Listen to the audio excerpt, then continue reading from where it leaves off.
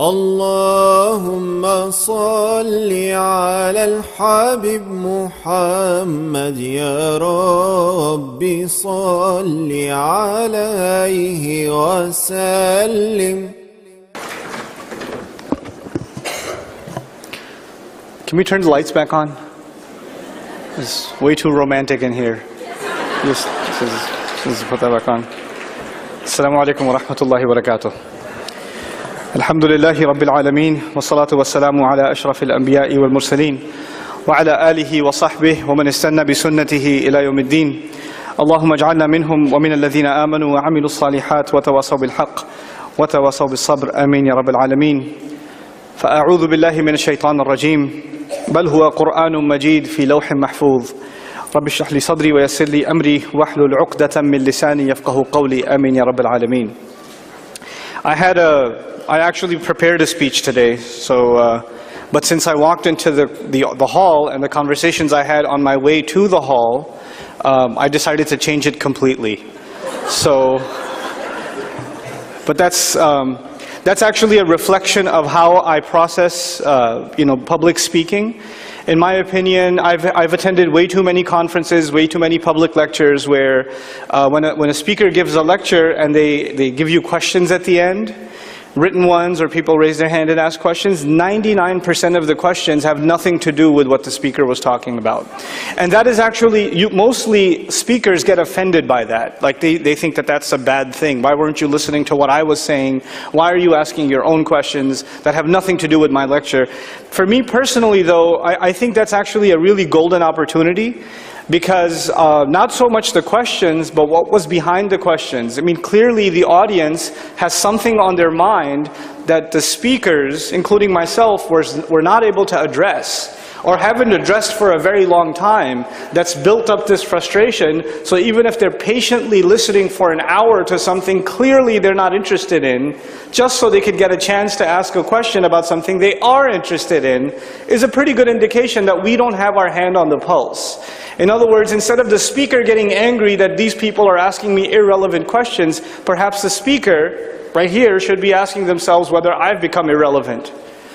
Because that's really, at the end of the day, public speaking, especially in the Islamic sphere, is about public service. We're supposed to be at the service of our community and our young people. And there's no such thing as a dumb question or a stupid question or an irrelevant question. As a matter of fact, even if a question seems silly, the truth about it is that it stems from a very serious problem. So sometimes it's not even about the question itself, it's the thought process behind it, the problem behind it, the root causes behind it, that are very, very serious. That are major serious issues. Like for example, one time a young girl came up to me and asked, is music haram? And that's a very common question, by the way, from young people. Is music haram? It's very common. But I'm not so much interested in the question. I said, so why do you want to know? I mean, you already listened to it. So why do you want to know? Well, my mom keeps telling me it's haram. So actually the problem isn't whether or not music is haram. The problem is you want to be able to tell your mom, you don't know what you're talking about, Mom. That guy on YouTube, you see what I'm saying? So her problem actually has nothing to do with music. Her problem has to do with the crisis she's feeling at home with her mom. There's something deeper going on. And that's what I mean by questions having something behind them. There's something else going on, usually behind the scenes, that we're not paying attention to. In any case, the topic that I was given originally, and I might talk about it towards the end because that's something I really love talking about, is actually coherence in the Quran. And what that means for a lot of people in the audience, you may not know what that means, and that's okay. I'll try to make that subject simple, but that'll be a secondary. Even though before I came here, that was my primary objective, now that's become secondary to me. By the way, how much time do I have? Anybody? Just so I need to keep track. No, don't say take your time. Auntie, just hold on. Hold on. No, seriously, how much time do I have? Nobody wants to answer that question? An hour? Okay, I'll hold you to that. Okay. So, the first thing I want to talk about is the relevance of Quranic education. And this is something I've repeated a number of times, and I have no hesitation in repeating it again, because I think it's relevant pretty much everywhere I go. As a matter of fact, I just talked about some of this last night, but I'll share it again with all of you, inshallah. When I was, by the time I was graduating out of high school and I had done about a year and a half of college, I developed 4 attitudes towards Islam. There were 4 attitudes that I developed towards Islam. And I don't expect you to remember anything else, but I need you to remember these 4 attitudes. This is important, okay? And these attitudes, obviously I'm born in a Muslim family, I've been raised in a Muslim family, I've attended khutbahs and talks wherever my dad would take me, etc., all my life. And then we're not super religious at the time, but we do go to Jum'ah at least. I've heard enough speeches, you know, I know what a sheikh looks like, etc., you know. And as a result of whatever exposure I had, and by the way, most of my education was in the Muslim world. It was either, you know, even though my early schooling was in Germany, it was in Saudi, a little bit in Pakistan, and mostly in the United States. But let's fast forward. How many attitudes did I develop? 4. Here's the first one. The first one is, every time I hear somebody talk about Islam, they keep telling me that the really good people lived a long time ago, and really, really bad people, if you want to find them, where do you find them? Right now. So we're all really messed up and they were all really awesome. And the great golden days of Islam are not ahead of us, they are where? Behind us, right? And so everything good about Islam is already done. It's actually a part of history. And most of the time I'm just made to feel bad that I don't live at that time. I just pretty much. And this is not some propaganda from some non-Muslim evangelical or, you know, some philosophy professor. This is my own impression of my own religion based on what I've heard from the minbar, from the khutbah. Over and over and over again. That good people lived a long time ago, we're pretty much all terrible people. This religion belongs in ancient times. And if you really want to bring the good days back, then you have to live and act like it's 1400 years ago. You cannot acknowledge that you're living in 2015 or 1998 or whatever. You can't do that. You have to imagine that you're living in Umar bin al-Khattab's time, radiyallahu ta'ala anhu. You should almost feel guilty that you don't have a camel parked outside. That's the first attitude. That it's basically, I'll summarize it, the first attitude is that this religion is outdated. That it's outdated, okay? Here's my second attitude. My second attitude was that this religion is pretty harsh. It's pretty tough. There's a lot of ways to end up in hell. A lot. And the rules that this religion has on top of that seem kind of harsh and unfair too. How come a woman's testimony is only half that of a man? How come, you know, how come a man can marry 4 women? How come you cut the hand of a thief? What is that? Why did the Prophet say this? Why did the Quran say that? And there were so many things that when you first hear it, you're like, really? Am I the only one who's kind of bothered by that? Or is that like, no, you should just believe it, don't question it. And I started developing insight. I never said it, because you know what happens if you say it. But if you're from Pakistan, you really know what happens if you say it, you know? You know, so the religion is harsh and unfair. That was my second attitude, harsh and unfair. The third attitude that I developed was that this religion, okay, you know what? I'm going to give it a shot anyway. Yes, it's harsh, it's unfair, yes, it's outdated, but I'm still going to try to be a good person. Let's see. You know what? I kept getting told, no matter how much you pray, your prayer's probably not good enough. You probably made 80,000 mistakes in the wudu that lasted 30 seconds. Your hajj probably didn't even count. Your prayers didn't count. Your recitation of Quran didn't count. As a matter of fact, you could grow your beard or dress Islamically, put a hijab on if you're a girl. You could do all that stuff, but you're probably a hypocrite. Chances are you're a hypocrite. In other words, no matter what you do, it's probably not good enough. Chances, I mean, some people will go to Jannah, yes. But you, I mean, look at you. Are you serious? You? Jannah? I mean, come on. You know? So my third attitude was that no matter what you do, it's never going to be good enough. It's a battle that you cannot win.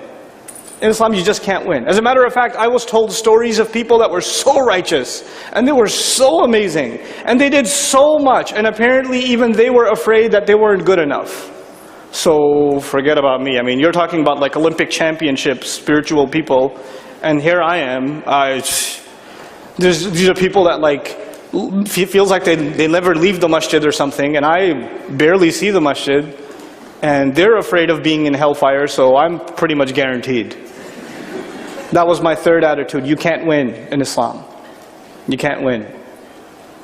So now, what was my first attitude? It's outdated.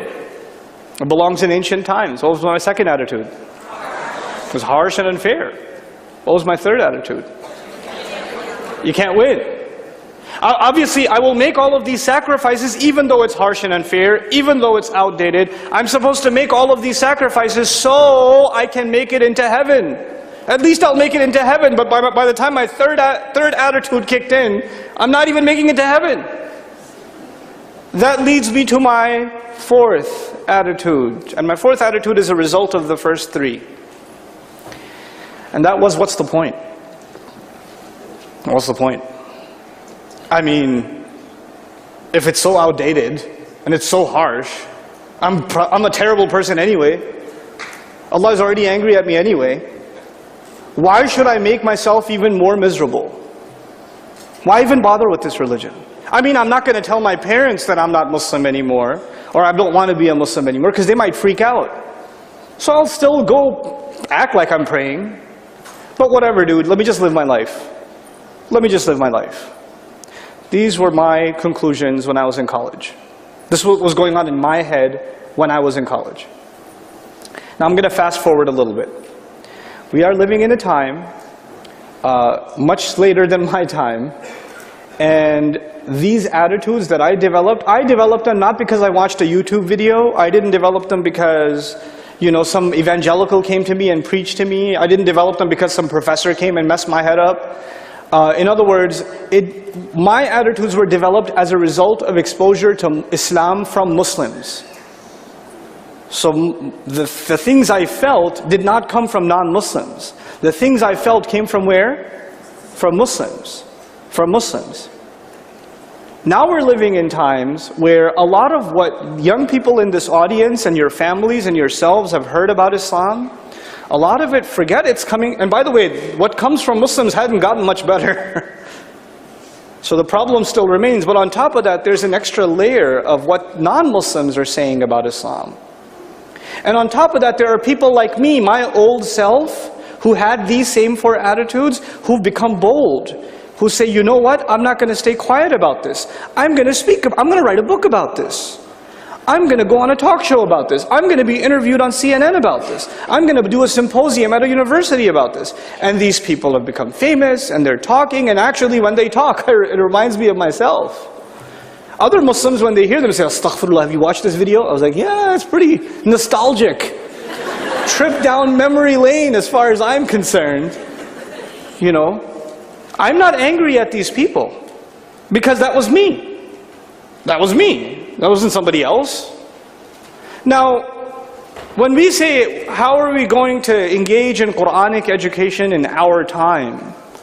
If you don't understand these attitudes, and by the way, what I wanted to add, in these last few years, I've had, alhamdulillah, thumma alhamdulillah, I've had the opportunity to meet some wonderful people from all over the world. Incredible academics and intellectuals, incredible thinkers, but more importantly, just wonderful young people from all over the world. I've traveled and I've met Muslim youth everywhere. And when I've met Muslim youth everywhere, whenever I get questions, comments, emails, Facebook posts, guess what they boil down to? One of those four attitudes. And it reinforces in me more and more and more that I wasn't alone. As a matter of fact, the population of the old me has increased quite a bit. It's increased exponentially, as a matter of fact. Actually, I'm not surprised that there are people in the audience today that probably these attitudes resonate with. They're like, actually, that's how I feel. Yeah, I can relate to that. And I'm not telling you I have a solution to your problem. Or maybe you don't even see it as a problem. Maybe you don't even see it as a problem. But the first thing is that we have to acknowledge the reality of where the Muslim Ummah stands right now. Especially the young people. The majority of the Muslim population of the world is actually under the age of 35. Young people. They make up this entire Ummah pretty much. And they're going through a crisis. They're going through an internal crisis that is now quickly becoming an external crisis. Now, what are we supposed to do about this? What about the role of Quranic education? I am not someone who gets angry easily. I do get angry, but not easily. I know that's not very Pakistani of me, but you know, it takes a lot for me to get angry. But there are a few things that I really have to swallow my temper when I hear them. You have parents that come to me and say, I made my child memorize the entire Quran, and now he says he doesn't believe in Allah. And I am not angry at the child. I'm angry at the parents. What in the world were you thinking? Who told you that the memorization of the Quran is going to protect this child from the onslaught of attacks against Islam? I would much rather he know not a single ayah of the Quran, but he hold on to his faith. As a matter of fact, I've met my share of hufaz of the Quran that are traumatized to go into the masjid. Let me repeat myself. Hufaz of the Quran who are traumatized, they cannot go into a masjid. I met a kid at a university. We just started talking. He told me, yeah, I memorized Quran when I was young. I was like, really? You did? I was like, yeah, bro, I don't remember much now. I was like, so why don't you review? He goes, I can't. I was like, why? Well, you know, my hifz teacher, he used to beat us. And we used to have to, you know, if we didn't memorize, we didn't get lunch break. If we didn't finish our section, we didn't get lunch break. And we got punished. And so, every time I walk into a masjid and I see people praying, all those images come back in my head. I start having convulsions. My hands start shaking. I don't like to go near a mosque. I don't like to go near a mosque. So that's what, no Christian missionary did this to our children. It wasn't some kafir military that did this to our children. Who did this to them? We did. We did. And that kid is a victim. He's a victim whose parents, for some reason, were deluded into thinking that they're giving their child a Quran education. That is not and has never been a Quran education. That isn't it. You know, some of you who follow my work, I am absolutely obsessed with Ashabul Kahf. I'm obsessed with these young men that are described in the Quran. And you know what really obsesses me about them? Is that they know nothing. They don't know anything. They don't have any ijazah in anything. You're reciting, Am hasibta anna ashab al-kahf. And your shaykh says, Kahf. Kahf. And he's going to fix your tajweed when you recite. That's cute. But, listen. These young men, they don't know a single verse of the Bible. They don't know anything. They know nothing. They came to the conclusion, we can't be worshipping idols. There has to be one God, all on their own. And that was enough for them to stand against an entire society that wanted them to live an easy life. They just wanted them to live an easy life. And they stood up against that with no knowledge whatsoever, just character and conviction. That's all they had. That's really all they had. And yet they become, these young men, they become an inspiration for Muslims who will go through fitna in the worst of times, so we will have to remind ourselves of their legacy every Friday. Isn't that something? It's really remarkable what we've done. We have taken the outer shell of Quran education. Quran education was actually supposed to be transformative, but we've made it informative. We've turned it into a trophy. We've turned it into things you can show people. MashaAllah, he's memorized 10 juz, he knows tajweed, he knows his makharij, he knows the qira'at, he knows, you know, and then you get into the Arabic, he knows the i'rab, he knows the nahu, he knows the balagha, he studied the tafsir of Ibn Kathir, rahimahullah, Qurtubi, Tabari, Jalalain, Razi, etc., etc., and he knows all this stuff. She knows all this stuff. That's great. All of that is just outwardly. The function of the Quran, its primary function, is supposed to transform you on the inside. It's supposed to change how you feel. It's supposed to change how you look at yourself, how you look at others. It's supposed to be about the attitudes we carry in life. But unfortunately, very unfortunately, that aspect of our education is basically has been deliberately or accidentally removed entirely from adult and children's education. And Islamic education today, like, you know, a little bit of my time I spent in Pakistan. Muslim country. When I received my 8th grade Islamic studies education, we were told to memorize certain surahs. Then we were told to memorize the explanations of said surahs. Not understand the surahs, memorize the explanation of those surahs. And then we were told to just recite them for an exam, bam, you're done. You're done, this is your Islam. You think that's going to hold up against the tide that's come? You think banning YouTube in Pakistan is going to solve the problem? You realize what's happening with young people in Saudi Arabia? What's happening in the Emirat? You know, the Emirat, what's happening in Indonesia and Malaysia? What's happening in Canada and the United States? It's actually not an American problem, the problem of the American Muslim youth. It's actually the problem of Muslim youth all over the world. It is a global phenomenon. It is as widespread as the web itself. It's everywhere now. So what are we supposed to do? What is the future of the education of the Quran in our times?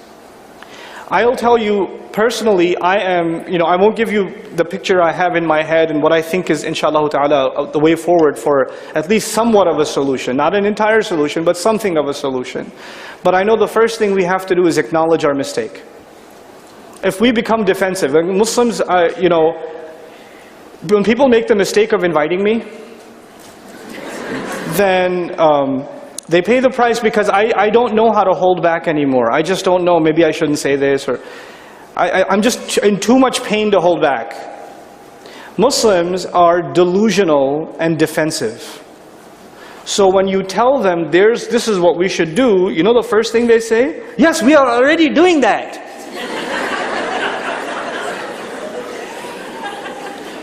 You'll give a lecture about how you need to take care of the young people in your community. The first comment, Jazakallahu khairan brother, mashallah, everything you said, we already do it. Really. You already do it. I hope that makes you feel better. We love to be able to say, we're doing this, this, this. And Muslims are obsessed with showing artificial accomplishment. I don't know what it is. It's all over the world. You go somewhere, I want to go see the kids at a school. But they want to go, the principal wants to show me every classroom, the bathrooms. Then this is our teacher, this is our English teacher, this is our, Why? I don't need to see, let me talk to the kids. Let me talk to the kids. And then when the kids, this was the funniest thing. I was in an Arab country one time, they wanted me to see these kids at a school, right? So the principal calls in an assembly and these kids are sitting like military, like this. You will show the proper respect, Mr. Nouman Ali Khan. And I was like, could the teachers please leave the room? Because the teachers literally look like security guards watching inmates. And these kids could not be themselves. They're not even comfortable sitting in those chairs because of this pressure on them. Could you guys let me just talk to them? And these kids, like, when I talked to them, you know what, they were in shock for a while. Like, are we allowed? One kid actually laughed at a joke. And then he's like, like, what have we done? What, that's education? That's what it means to show respect to your teacher, to be terrified of them? That's what we've done. We've traumatized children, institutionalized traumatizing of children. That's what we do abroad. What do we do here? We tell them the most boring stories in Sunday school and kill them to death with our, my God. There needs to be a top-down, bottom-up, any way you look at it, there needs to be a complete rethinking of what it means to teach Islam, to engage the Quran. And if you don't begin with critical thinking, I don't know where we're going to end up. We have to create a space where young people can ask their questions, and they're not going to be told, Astaghfirullah al-Azim, there's a shaitan on you, let me do some ruqyah on you, let me blow this, you have a deep spiritual problem. Hold on. The problem might be spiritual, I agree. But if you don't allow a space where young people can feel free to ask their questions, then guess what? They get that space elsewhere. They get it at the university, where they can ask whatever question and it's fine. And we can discuss it. As a matter of fact, they get far more support, emotional support. This is intellectual support, right? The college is an open intellectual environment. Have you seen what churches do? Wallahi, it'll make you cry. They're incredible. I live in Texas. I have some of my students, my Arabic students, a bunch of sisters one time, they were sitting at a restaurant, like a Texas King, like a Punjabi restaurant, and they got invited to a church. And they said, okay, let's just go, let's see what they do. So they sat there for an hour. And what does the preacher do? The preacher didn't give any sermon. None. Who's got a problem? Guy starts talking about, I just lost my job. It's tough times right now. I just need some prayer. And then the preacher goes to everybody, pray for Hank. Pray for a job for him. And then somebody puts his hand on his shoulder. It'll be all right. It'll be all right. You know, and somebody else gives him his cookies. And somebody else. And then who else has got a problem? I got a problem. And you know, and they're just talking about what they're going through in life. And everybody else is like feeling for them, praying for them. They didn't come there to learn. It wasn't an ilmi halaqa. But man, they left fulfilled. Somebody cares about my problem. Somebody cares. You're like, oh, the Christians, you know, they don't have anything. They have like 3 is 1, 1 is 3. It doesn't make any sense. You know, hold on. We're not talking about their theology. We're talking about how they treat people like human beings. What do we do in our masajid? What do we do in our masajid? Somebody says they have a problem. Somebody gives a lecture on some super academic thing, like the fiqh of selling camels or something. And then some guy raises it, I have a question. What about alcohol? What about this? What about that? What about children who speak against their parents? Etc., etc., etc. And the shaykh says, please, this is not our subject today. Please sit down. Somebody else with a question. That's what we do, don't we? Instead of giving people the space to hear them out, we'd rather shut them up. No more time for questions. As a matter of fact, when our speakers go to programs, they are surrounded by a security team in many conferences, and it's actually much better in the US and Canada. It's really bad in the Muslim world. Oh my God, they actually literally have a security team that pushes people away. No. He has to go to the special super crazy lounge where he's going to take 80,000 pictures with people that really don't care. You know? Thank you. Okay. Now, transformation is necessary, both on the academic front, the way we approach the teaching of Islam. I think the Muslims should be the ones who begin critical thinking and education in critical thinking, asking the right kinds of questions. If we're talking about Islamic schools, then we should be talking about how Islamic schools should prepare you for public high school, both emotionally, psychologically, but also intellectually. If we're talking about Islamic high school, then the first introduction to philosophy, anthropology, sociology, you know, evolutionary biology, those kinds of subjects that shake somebody up in the first semester of college, those kinds of subjects should not be dealt with the first time at the hands of non-Muslims, but actually by Muslims who know what they're talking about. This is what needs to get done. If this doesn't get done, then why are you surprised that these kids are shaken up? If nobody's, you know, quit blaming these kids. It's not their fault. It's really not their fault. Yes, we don't have the kind of resources, but you know what? You don't need many resources anymore. There are social media networks out there. What used to take millions and millions and millions of dollars to propagate, you can just throw on YouTube. If it's a powerful idea, it'll resonate. It'll get out there. We just have to up our quality, up our game. Those of you that have gone through a faith crisis and Allah has brought you out of that crisis, you are actually morally obligated to do something about others who are going through that crisis. You're obligated to do something about it. You know? Yes, we're going to continue to pray for our young. And people are going to say, well, you know, why don't you talk about children disobeying parents, or parents, you know, being oppressive to children, etc., etc. Look, a lot of this has roots. There's a reason why this stuff is happening, not just because kids are bad. It's not just because kids are bad. There are actual psychological, emotional, sociological, yes, also spiritual reasons. But if you just reduce it to spiritual causes, shaitan got to my child, you're not going to find the answer. That is not how answers are found. And that is not how the Prophet ﷺ dealt with issues.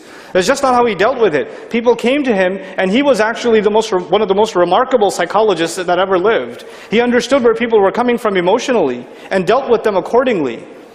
Even if they're talking about the same sin, he'd offer them different remedies, because he understood that not every case is the same, ﷺ. Not everything is black and white. So we have to develop this nuance. The other thing that we have to develop in Islamic discourse, especially at the level of community, is we have to understand the concept of ud'u ila sabili rabbik. Ud'u ila sabili rabbik. Allah does not say ud'u ila al-Islam. Call to submission. He didn't say call to submission. He said call to the path of your master. Now by definition, a path, please listen to this carefully, by definition, a path is not the same as a destination.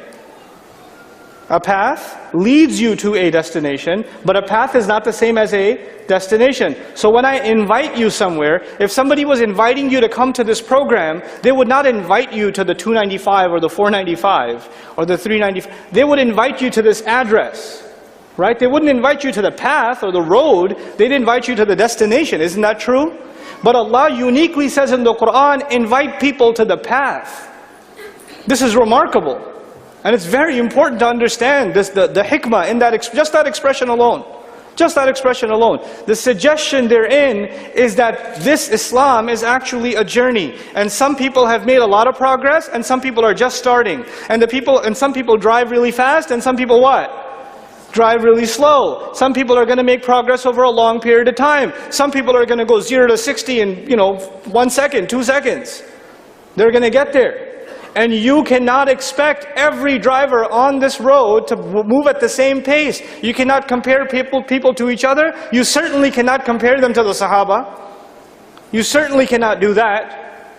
The Quran actually acknowledges that people change over time. This is the reason for which Allah did not reveal the prohibition of alcohol, which is, by the way, rijsum min amal shaitan, an abomination from the work of the devil. It's not just haram, it is something from the devil. And yet Allah did not stop people from something from the devil in the entire Meccan Quran. It took time. Allah took His time taking people off. And that's the best generation.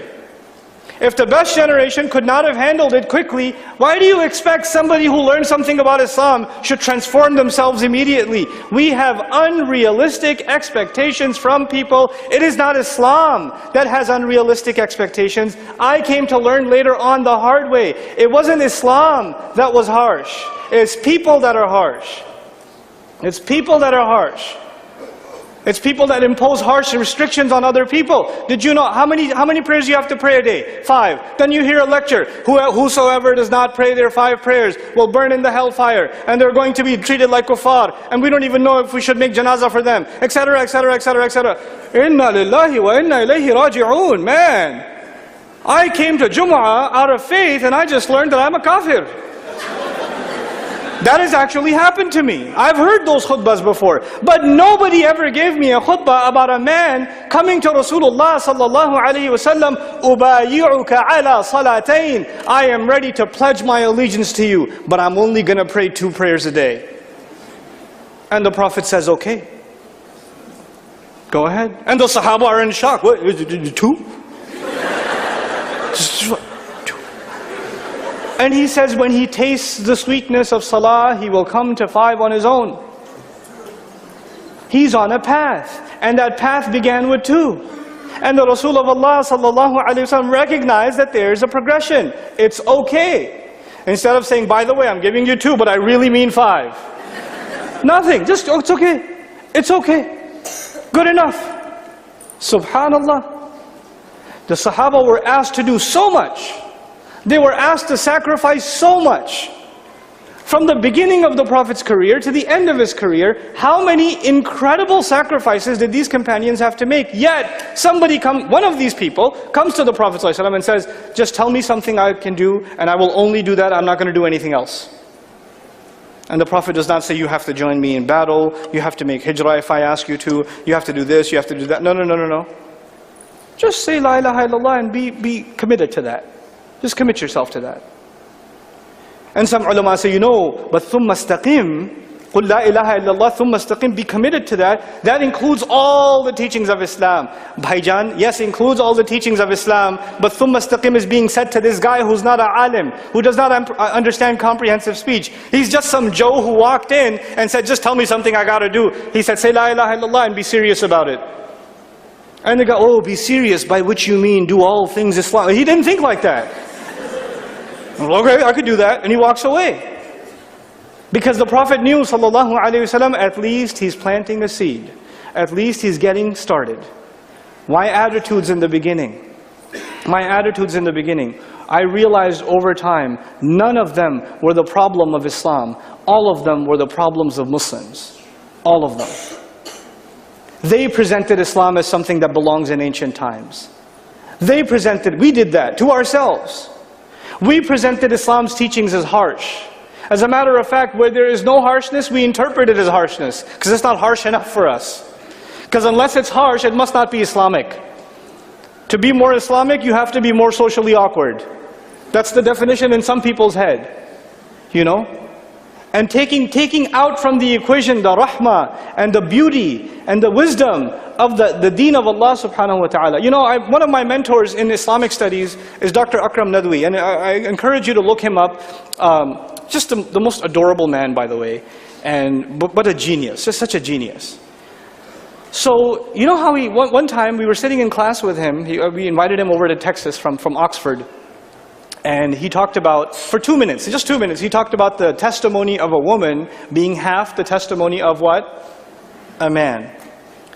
And of course this ayah in the Quran in Surah Al-Baqarah is talking about business transactions, loan transactions, okay? And when you're writing it down, if you couldn't find 2 men, at least find 1 man and what? 2 women. That's what it says, right? إِلَّمْ يَكُونَ رَجُلَيْنِ فَرَجُلٌ وَامْرَأَتَانِ مِمَّنْ تَرْضَوْنَ مِنَ الشُّهَدَاءِ. So he's talking about this ayah. He says, okay, let me compare 2 things for you. He starts this way. He says, here's a business transaction worth $100. And here's a transaction which will ensure that a saying of the Prophet ﷺ will remain secure. One transaction is worth how much? $100. The other transaction will ensure the protection of a hadith. Which transaction is worth more? The protection of a hadith. He says, when a huge percentage of all the ahadith of Islam are coming from Aisha radiyallahu ta'ala anha, how many women? How many women? 1 woman. How come the testimony of 1 woman is good enough for something that is actually priceless in Islam? And you think a woman's testimony is half that of a man. And I said, oh, snap. I never thought about it like that. You know. That's why you need smart people teaching Islam. Not anybody who's just quoting something knows how to understand Islam. We've confused just being able to cite the text with analysis of the text and understanding, wisdom behind the text. And when it's presented with wisdom, wallahi al-azim. Wallahi al-azim. It's something remarkable. I just came from New York. One of my friends, he's now actually he's in psychotherapy. And he actually takes Quranic concepts and presents them at the hospital trainings without telling people his Quranic concepts. And his colleagues that are much more qualified than he is are raving, where are you getting this stuff? This is amazing. There was just a study of people who spend time staring at the sky are at more peace with themselves. They feel less stress and they tend to be more generous. وَإِلَى السَّمَاءِ كَيْفَ رُفِعَتْ أَفَلَمْ يَنْظُرُوا إِلَى السَّمَاءِ فَوْقَهُمْ.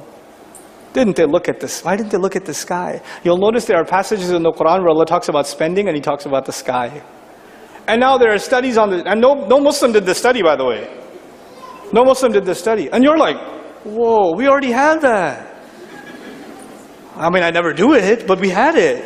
You know? What I'm trying to say once again, all 4 of those attitudes are not a problem of Islam. It is unfortunately a problem of an unintelligent, unfair, disingenuous representation of Islam. So it is high time that the Muslim community that is trying to come to its senses takes charge once again, puts the smartest of our intellectuals, the smartest of our scholars, the most level-headed of our people, put the onus on them on teaching this Islam the way it's supposed to be taught. And not just teaching it the way it's supposed to be taught, meaning write a PhD paper, or write another book, or give another 4-hour lecture. No, because that's never going to reach a 16-year-old. My old 16-year-old self, my 18-year-old self would never be interested in a fatwa. What does that mean? Fat what? You know, I wouldn't be interested in it. What would I be interested in? I'd be interested in a movie. I'd rather go see a movie. I'd rather go see, like, I don't know, I'll play a video game. I would. You know what I want to see? And inshallah ta'ala, make dua that it's not just something that I have in my head, that pretty soon this sort of thing starts getting materialized. I had a picture in my head about, you know, there's a lot of talk, for example, about young people turning to extremism, right? And being drawn to, like, you know, militant rhetoric within Islamic discourse, right? So there's a lot of discussion, especially in this part of the country. There's a lot of conversation about that, right? So I was discussing something with a bunch of film producers not too long ago. What if there's a movie of a bunch of kids, young guys, who get arrested, and they all get thrown in like a Guantanamo Bay or something? And some of these guys are actually arrested because they were trying to blow something up. But some of these guys got arrested because they got falsely accused. They don't have any aspirations as such. They're good Muslim kids, but they got arrested. And now all these kids, the super jihadi militant kid, and the kids that are level-headed, and maybe even a scholar, they're all sitting in a jail cell together. Do they see Islam the same way? They don't. But they have to spend a year or more in that jail cell together. So guess what? They're going to start talking about what Islam means to them. And it's going to get heated. I want to see a TV show like that. All 12 episodes. Let it all hang out. Let it all go. Let the kid bring all his daleel. Let them fight. And guess what? If you took those arguments, here are the arguments of those who say, you know, killing is this, and these are the fatwa, and these are the ulama, and these are this, and you put like this thick of a paper together. Anybody going to read that? I'm interested in reading it. I can't survive past the second page. But if you make a movie out of it, make a TV show out of it, make a compelling film out of it, guess what? Yo, did you see that?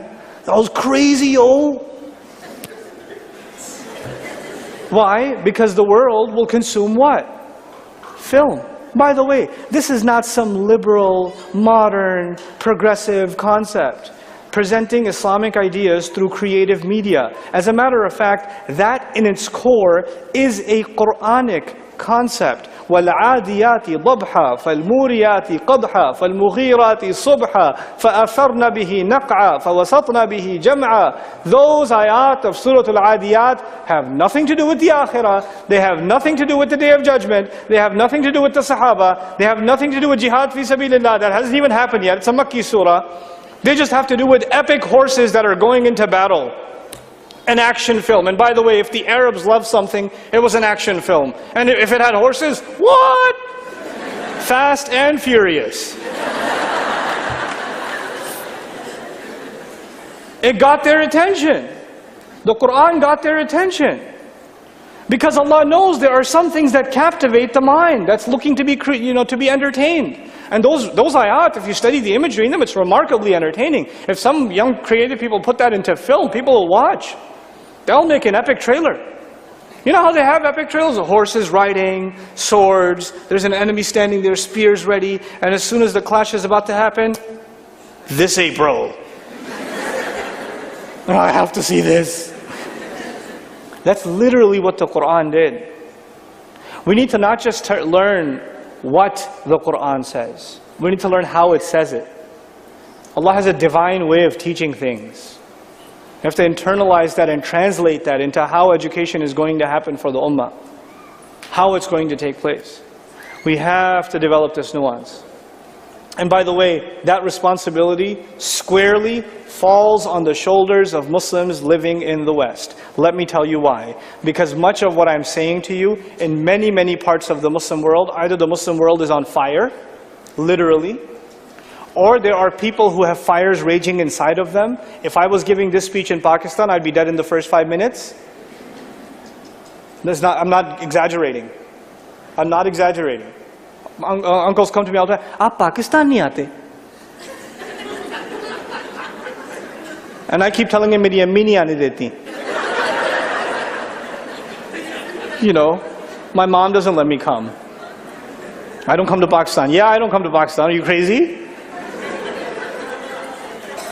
I'd love to come. I'd love to come, but I mean, come on. Yeah, well, you know. We do shoot people every once in a while, but there's still plenty of people left alive. You know? So the ummah is on fire. Or the ummah is in a situation where there are people, there are intellectuals, there are academics, but their hands are tied politically, socially, economically. Their hands are tied. There are entire institutions of scholars, and again, you guys made the mistake of inviting me, so I'm going to tell you like it is. I was in a gathering of scholars one time. Scholars, traditional scholars, I won't tell you from where, because I don't want to demean any institution. I'm sitting in this gathering, we're having dinner, and they invited the deviant guy, me. And we're sitting there, and earlier that morning, I was discussing the ayah about hitting women with another scholar that I really admire. And he helped me understand it, and I'm not going to explain that ayah to you. Don't even ask me in the QA session. But if somebody's doing it, you better watch it. لا تضربوا إماء الله. Don't hit the female slaves of Allah. And if you think you're applying the ayah of the Quran, think again. All you're applying is shaitan. That's all you're applying. Because that does not apply to any of your situations. It does not. And if you want to challenge that, I don't want to waste my time on that, but if you want to challenge that, I'll be around. If you want to know what that ayah is talking about, and you want to be true to Quran, and that's what I wanted to give you in that other part, I don't know if I'll get to it, but contextualizing Quran, by the Quran itself. You know, tafsir al-Quran bil Quran, which even the Mufassirun said is the primary means of interpreting the Quran, is abandoned when we actually do tafsir. You know, but I'll get to that later. Anyway, I was in this conversation with who? With who? A bunch of scholars. And I brought up that ayah. And I said, this is what I learned this morning. This is what the ayah means. That you cannot actually do this, and here's why, and here's why, and here's why. And I know that these people are known for saying it's okay. I actually also know that some of them are known for saying when women came beat up to them, that don't worry, have sabr, it'll be ibadah to you. Ibadah for you. And don't go to the kafir authorities, because then it's a question of your wala and bara. So don't go to the kuffar against your Muslim husband. Then Allah will never forgive you. And these women go back home crying to take more beatings as a result of some of these people. And I'm having dinner with these people, even though it's hard for me to swallow a single bite in their presence. But I want to have that conversation. So I say, yeah, I heard this today. Mashayikh, what do you think? And some of the elders in that crowd said, makes sense. And then I said, Acha, makes sense. How come I've never heard it from you? How come you never say it? This is happening in your community. How come you never speak out about it? I mean, people come to you for fatwa, but you don't say that. I know what you say. You said this, and I called them out. I'm the battamiz that I am, I called them out. Making a dinner really awkward. And guess what I heard in response? The people aren't ready. Really. The people aren't ready. You know what's happened, right? We've developed mafias. We have mafia of people. If you graduated from a certain school, and some of your elders had a certain position, you better not stray from that position even if your conscience does. You better say exactly what your school says. Because if you don't toe the line, they will consider you a deviant and out of the program. Don't listen to this one. Don't listen to this one. And that's the best game they play. And then once you're outcast, then nobody's going to hire you, nobody's going to listen to your lectures, nobody's going to listen to sit in your durus, nobody's going to come to you for fatwa. So if you want to maintain your legitimacy, it's like losing your license as a lawyer, you know, getting debarred as a lawyer. That's what it is like. And they have to toe the line. Even if they're in private settings, they'll say, yeah, I disagree with that. But you know, people can't handle it. Really? And you know what? I argue that we, the Muslims that are living, we are literally rediscovering Islam. We're hoping to take the best of our tradition. I'm not disregarding tradition. This is not an attempt to bash tradition. I have the utmost respect for genuine scholarship. I do. But you know what? I don't like when we just talk about tradition and we pretend that all of it is this beautiful, pretty thing. It is not. There are plenty of corruptions within what people call themselves as traditionalists. They have nothing to do with the tradition. They have nothing to do with it. I've met plenty of people who call themselves a Hanafi, but when they give fatwas, that has nothing to do with al-fiqh al-Hanafi. Their own teachers would puke at what they're saying. What are you saying? That's not what our books say. They turn around and speak exactly the opposite of what their own books teach and then claim that they're traditional. Excuse me. That is just plain dishonest, and you're going to be called out for it. We cannot take it anymore. We're done.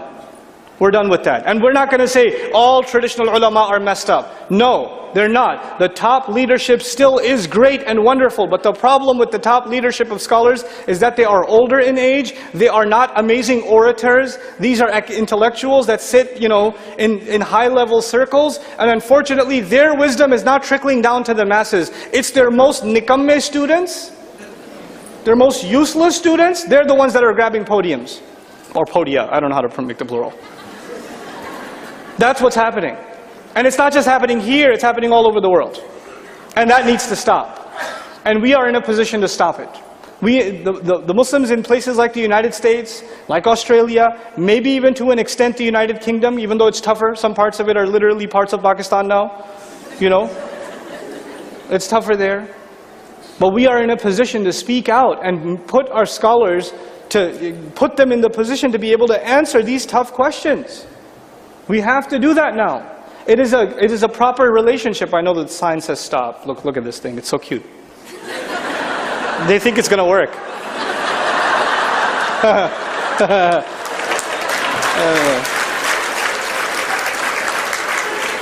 You told me an hour at 4:30. I'm going to take my hour.